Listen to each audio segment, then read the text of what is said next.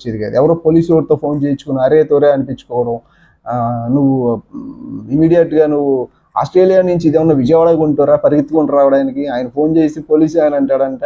ఆ స్టేషన్కి వెళ్ళి ఏదో ఏడ్చి పొడవెప్పులు పెట్టగానే నువ్వు రావాలి, నీకు కౌన్సిలింగ్ ఇస్తాం, నీ మీద ఎఫ్ఐఆర్ చేస్తాం, మీ ఆవిడ మీద నువ్వు ఫిజికల్గా మెంటల్గా హెరాస్ చేస్తున్నావు అంట.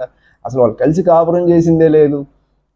పెళ్ళి 1 month అయింది. 1 monthకి వెళ్ళి ఏదో చిన్న డిస్ప్యూట్ వచ్చింది కదా అని చెప్పి ఓవర్ యాంగ్జైటీ, ఓవర్ ఎంతూజియాజం ఇలాంటి నేచర్ ఉన్నప్పుడు దీన్నే కొన్ని కైండ్ ఆఫ్ హెల్యూసినేషన్ ఉంది ఆ అమ్మాయికి, సిజోఫెనియా డిసీజ్ ఉంది. ఇదంతా దాచి అమ్మాయికి అబ్బాయికి మ్యారేజ్ చేశారు.